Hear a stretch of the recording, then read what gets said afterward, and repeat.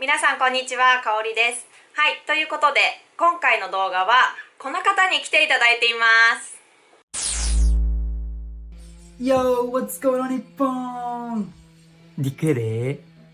はい、ということで今回はリックさんに来ていただきましたありがとうございます。ありがとうございます。はい、ということで今回は初のねコラボなんですけど、こういう状況なのでビデオ通話を使ったコラボということでさせていただくことになりました。リックさんのことを知らない方に簡単にねリックさんのことを、紹介すると、リックさんは日本に住んでいらっしゃるマレーシア人の方ですね。もう日本に住んでどのぐらい経ちますか2006年に来まして、もう14年ぐらい経ちましたね。そんなに長く住んでいらっしゃるんですね。リックさんのすごい日本語がものすごい流暢で、時々 YouTube の、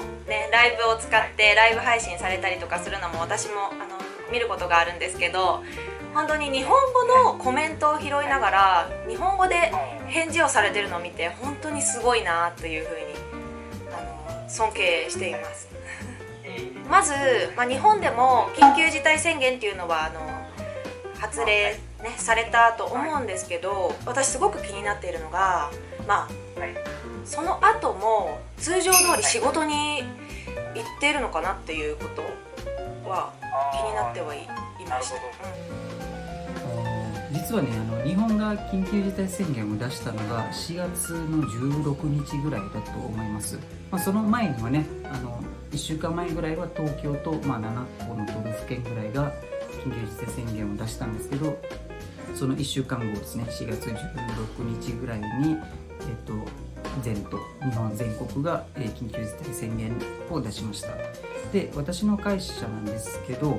その緊急事態宣言を出る前に徐々に人の動きを少なくしようとはしていました。と言いますと、実は私、仕事の関係で海外出張だったり国内出張だったりすることが多いんですけど、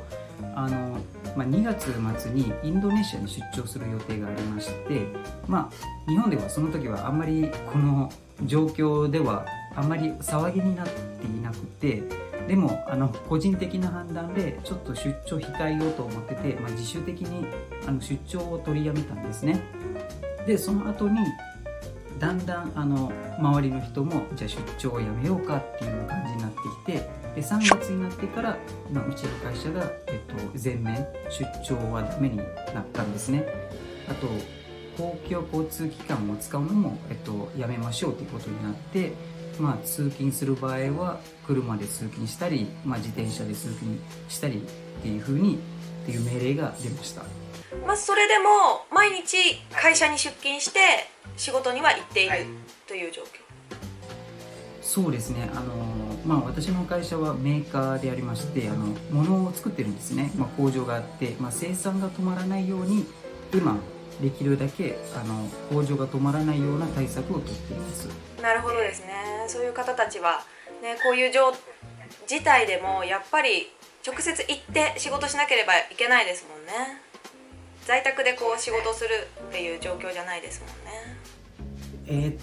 それもね、部署によって在宅できる部署もあったり在宅できない部署もあるんですけど、物理的に在宅ができない部署ももちろんありまして、在宅ができる部署ですね、物理的にはできるんですけど会社のシステム的にはできないっていうのが田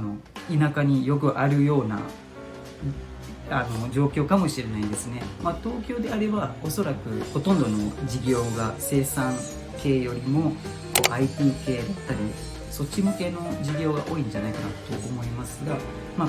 舎に移ると、生産から、生産工程の管理からとかは、メインの仕事になるんじゃないのかなと思います。なるほどですね。で先ほどもそのディックさんが公共の交通機関は使わないようにとか人混みを避けてみたいなお話していらっしゃったんですけど、例えば買い出しとかまだまだ聞くところによると日本のスーパーでは結構人混みに発生していたりとか、そういうことをね聞いたりもするんですけど、ディックさんの住んでるところでは人混みが発生する場所とか買い出しとかってどんな感じなんですか？なるほど。実はね東京が緊急事態宣言を出る前に少し東京でもなんか自粛が流行ってるというか進んではいるみたいですね。でそれで買い出しが困難の方が長野県の軽井沢に、近いですね。そこで電車で1時間ぐらい行ける場所なので、そこに来てる人も増えたんですよ。そういうこともあって今の方はもうその東京の人とかは、出ないように、県外の方々は来ないようにはなってるんですけど、私が住んでるようなところではもちろん買い出しとか行くには、普通にはなってるんですけど、これ店側が対策をとっていますね。日本では3密っていう言葉が今流行っていまして、密閉、密集と密接っていうことなんですね。この3密を避けていればクラスターが発生しないっていうふうに言われて、感染の確率が低くなるんですね。でこの感染の確率を低くなれば人が動いてもいいんじゃないかっていうふうに言われていて、でこれを対策できるようにスーパーの店側が通っています。具体的に言いますと店の人たちはレジの人たちですね、透明なカーテンをつけたりでマスクはみんな着用したり手袋をしたり店の営業時間を短くしたりその店の営業時間を短くする理由なんですけど、簡単に言いますと、労働している働いている人たちの、時間をキープ しながらその残りの1時間2時間を物を消毒するっていう取り組みで、労働基準を守りながら対策を取っていくっていう感じですね。だから多分マレーシアみたいに検温とか体温チェックとかはしていないんですね。で店の入り口には消毒剤置いたりして、店入る前に、手を消毒したり、マスクは、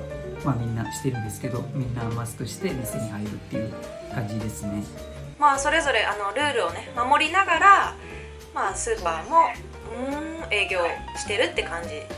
なんですね。例えば子どもたちの学校ってそれこそ本当に密集してて人が集まってる状況だと思うんですけど、リックさんもお子さんがいらっしゃって、その学校っていうかお子さんの環境っていうのはどうなんですか今日本。なるほど。学校自体は今休みになっています。なんですけどと言いますと小学校から大学までですかね。私の子供はまだ保育園児で今保育園に扱っています。